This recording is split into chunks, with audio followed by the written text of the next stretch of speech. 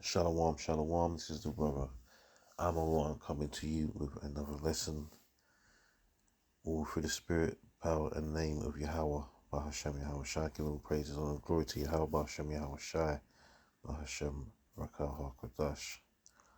As always, double honors goes to our apostles, elders, and bishops of the Great Millstone, the true rulers of our nation today. And peace, blessings, and salutations to the hopeful elect, those that are called to do this work in the name of Yahweh Hashem Yahweh Shai to, bring the end to this kingdom, man. To bring forth the, to bring out the prophecies and to teach this truth, man, until the end. And also blessings towards the, the great multitude, the remnant of the house of Israel, the believers, man. So I wanted to just play some of this video, right?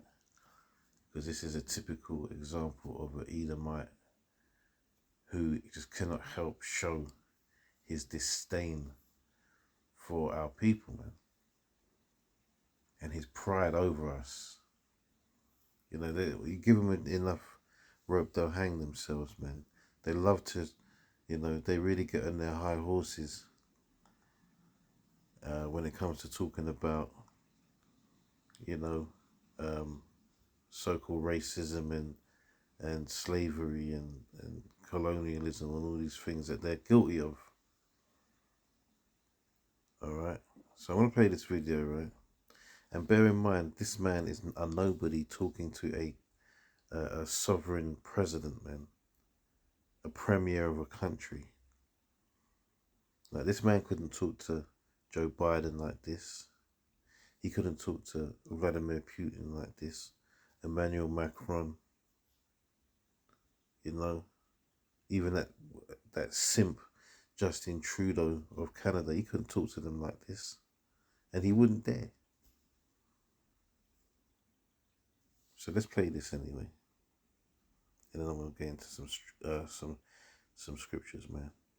Their demand for reparations. Among them is Guyana President Irfan Ali, who before taking the stage in New York, spoke to Richard Madeley. Why should somebody who maybe had an ancestor 7 or 8 generations ago, long before they were a twinkle in their great-great-great-great-grandparents' eye, why should they have to pay now for what an ancient ancestor did? Or why should they apologize for what an ancestor did centuries ago? Why do they still carry that burden? Oh, it's not a burden at all. You are one of the beneficiaries of that slave trade.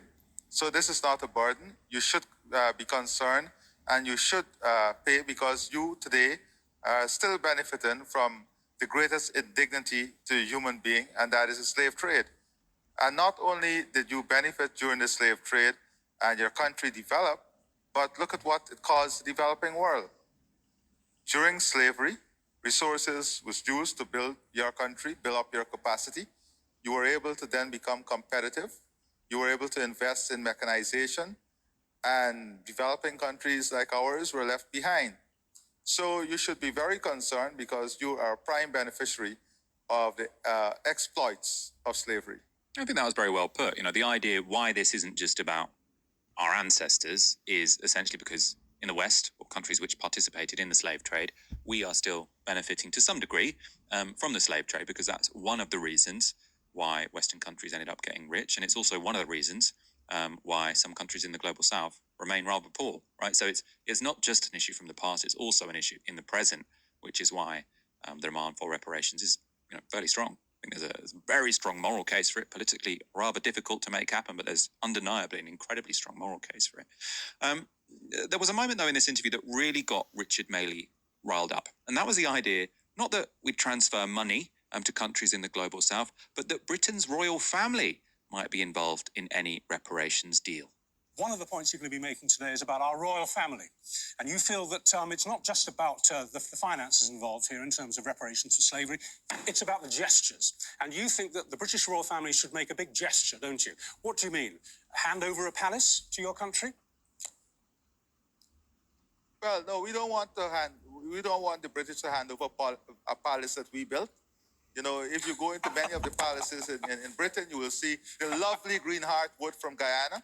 You will see the sweat, tears, and blood of the slaves who were exploited. So what do you want? And the revenue that was earned from their exploitation. So we're not asking for a palace. We're asking for justice and a fair form of justice to the ancestors and to the greatest injustice that has ever been done to human beings. We look forward to We're not asking for palaces. You can enjoy the palace, and when we visit you, we'll also enjoy it. Again, another super articulate. Right, so that's what I'm going to play. That's the point. So you heard that, man, and you could hear the disdain and the you know, the way he slapped his hand on that table, like this guy was saying, as if he was talking to a child or something. And, you know, like the man said, he articulated his answer as well. But look, ultimately, I want to put this out as a disclaimer on this video. We don't give a shit about these petty reparations that these Edomites are fighting so hard to not pay up, when they really do owe it. But yet they are paying up. They're paying the small hats millions upon millions of dollars and pounds every single year from what happened in after 1945. You know where I'm going with that, without talking too hard on that one.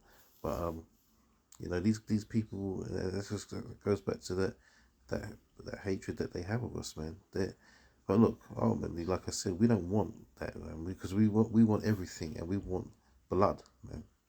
The scriptures say the land cannot be cleansed but by the blood of those that shed, the blood in the first place, man. Paraphrasing it roughly, So their blood has to. We have to take payment in blood as well as in tangible things, man. Like, because when Yahushua comes back and he takes everything over and takes everything back, man, we're taking everything. We're taking nations, man. All right, we're taking people.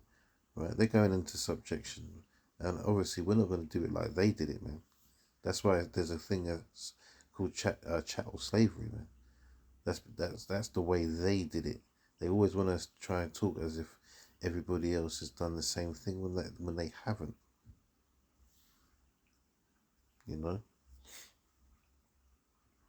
Let's just get into the scriptures anyway, man. I was going to start here, but I'm going to start somewhere else first. If I can find it, because I can't remember where it is.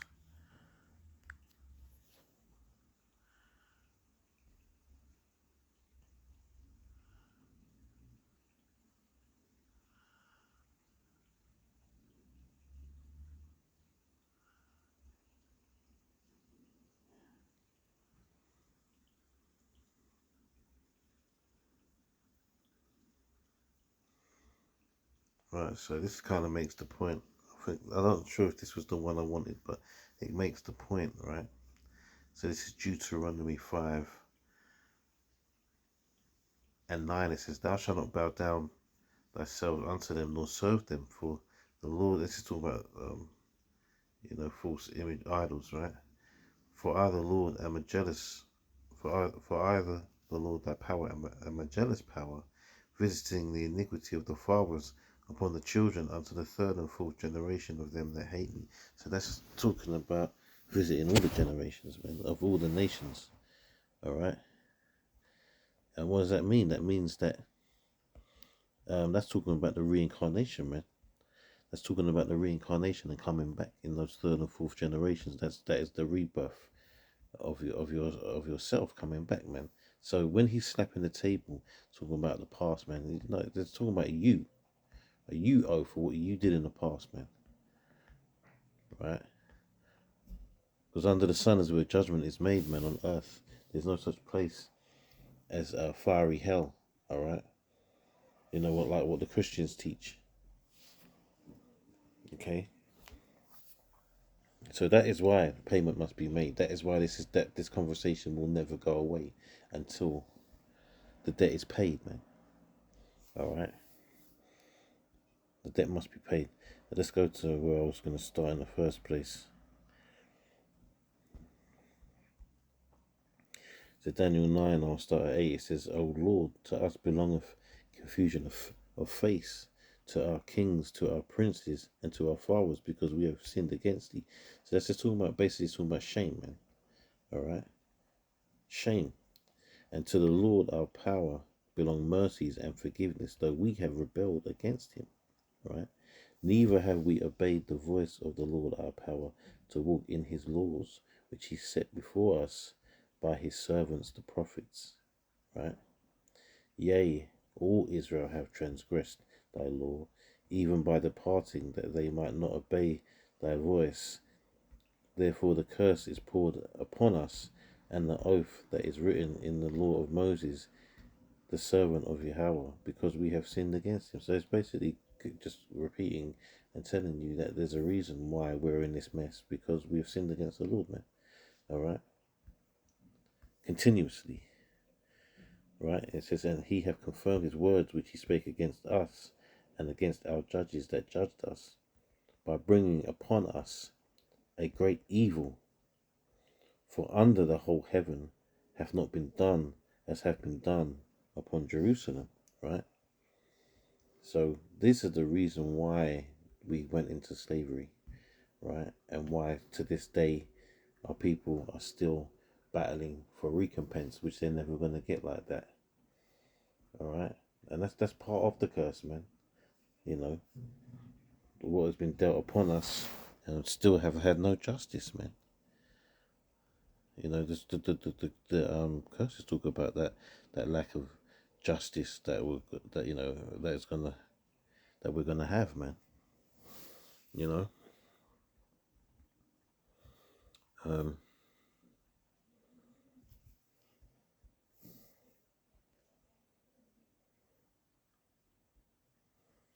Ezekiel 35. Moreover, the word of the Lord came unto me, saying, Son of man, set thy face against Mount Seir and prophesy against it. Mount Seir represents Edom.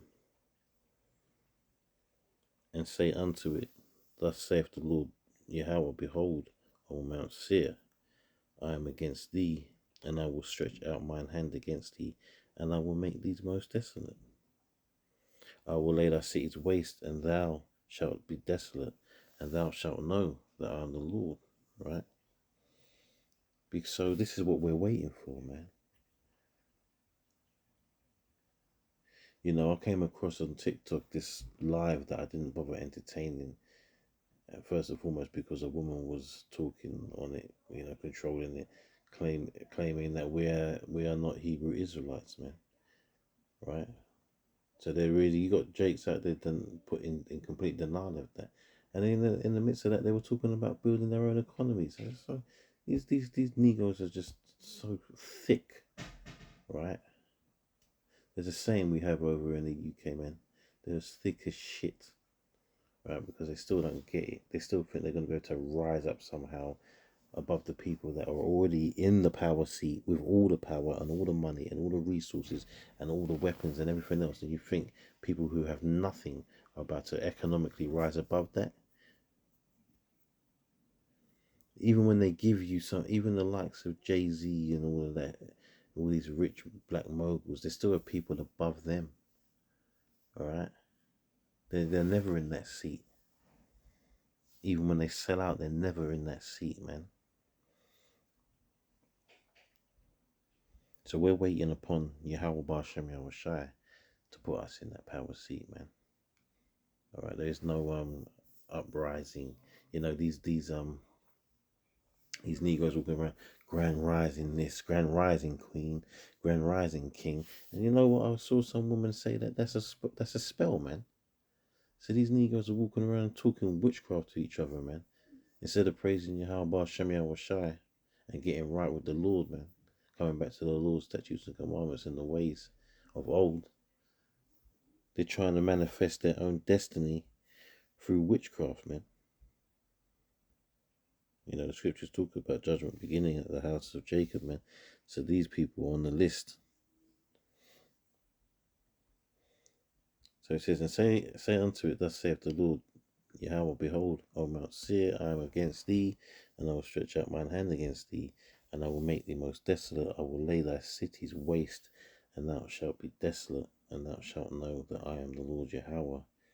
Because thou hast had a perpetual hatred, right? And you could hear that man was furious. That Richard Maybe was that Edomite interviewer. He's not even a journalist, man. So I don't know what business he has talking to a president of a sovereign nation like that anyway, man. Right? But you could hear it. You could hear the disdain that he had. He couldn't hide it, man. And that's part of that perpetual hatred. And he says, and has shed the blood of the children of Israel by the force of the sword in the time of their calamity, in the time that their iniquity had an end. Therefore, as I live, saith the Lord Yahweh, I will prepare thee unto blood. See? Right? And blood shall pursue thee. See, that's what I'm saying, man. It's more than just, look, this is more than just monetary, man. This is about what's right. It's about recompense. You know, it's an eye for an eye. You got to understand, you're going to have to go through, these Edomites are going to go through hell in the condition sense. They don't know what's coming for them, man. And and if you told them, they'd find it hard to believe because they're so used to being in the power seat. That's why that man thinks he can talk to that president like that, man. But it says, I will prepare thee unto blood, and blood shall pursue thee. If thou hast not hated blood, even blood shall pursue thee. Thus I will make Mount Seir most desolate, and cut off from it him that passeth out, and him that returneth. And I will fill his mountains with his slain men. In thy hills and in thy valleys and in all thy rivers shall they fall that are slain with the sword. I will make thee perpetual desolations, and thy cities shall not return, and ye shall know that I am the Lord. Yeah, because we're about to have an everlasting kingdom, man, that will never be destroyed.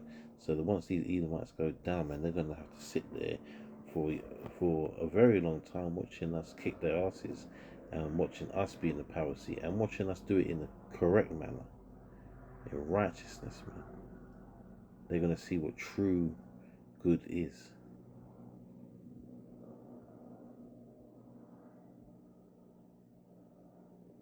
So it says, because thou hast said, these two nations and these two countries shall be mine, and we shall possess it, whereas the Lord was there. You know, the two kingdoms, man, the northern and the southern kingdom.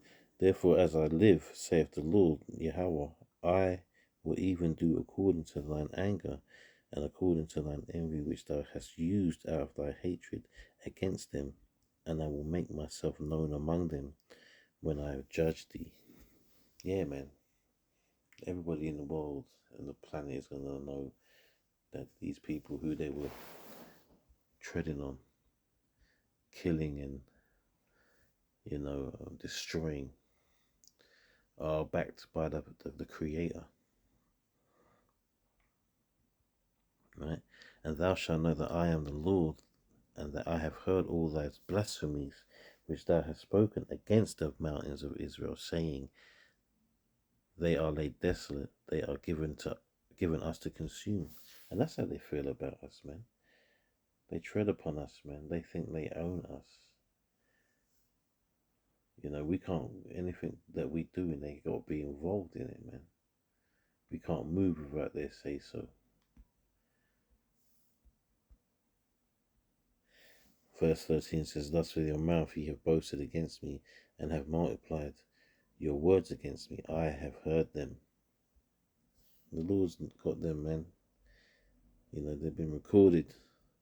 And thus saith the Lord Yahweh, when the whole earth rejoiceth, I will make thee desolate, and as thou didst rejoice at the inheritance of the house of Israel, because it was desolate, so will I do unto thee.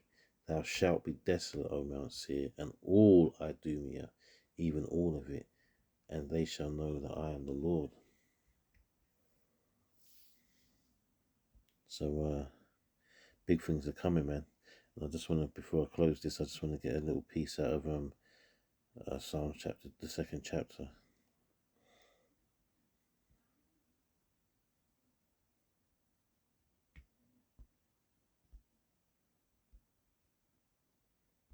In fact, I'm going to quickly just get through this, because you might as well read it all just because it's a good one. So Psalms 2:1, it says, "Why do the heathen rage and the people imagine a vain thing?" Right? Because that is, he was vain in that interview, man. And plus, he was raging. All the attributes of an Edomite right there, man. Pride and vanity. It says, "The kings of the earth set themselves, and the rulers take counsel together against the Lord and against his anointed, saying, Let us break their bands asunder and cast away their cords from us." And it says, "He that sitteth in the heavens shall laugh, the Lord shall have them in derision." And that's what we're waiting for, man. Alright? Listen, we get it. We get why these people of our nation are basically on their hands and knees trying to beg reparations from these devils, man. But if you honestly think they're going to share their power, that's just going to weaken them. Why are they going to do that? To be honest, if you only a fool would do that, whether it's right or wrong, they're not going to do that. They would have done that a long time ago, and you've got these cats still begging them for these reparations.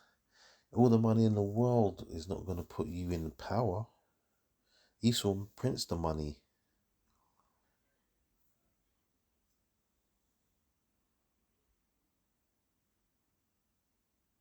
I'm going to jump down to 8.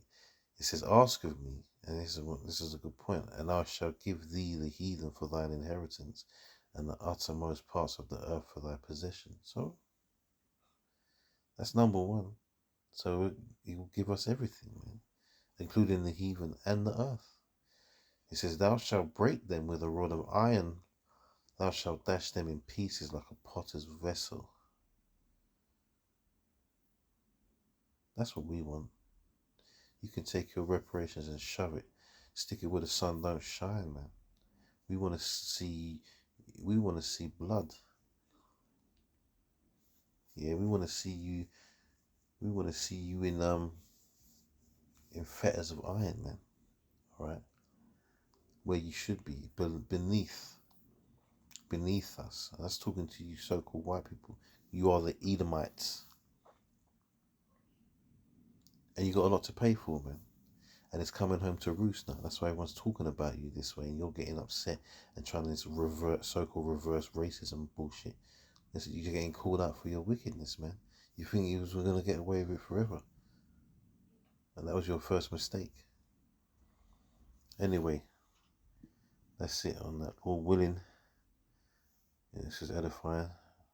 I'll finish by giving all praises, honor, glory to Yahweh, Ba'ashem Yahweh Shai, Ba'ashem Akar Udash, and I'll say Shalom.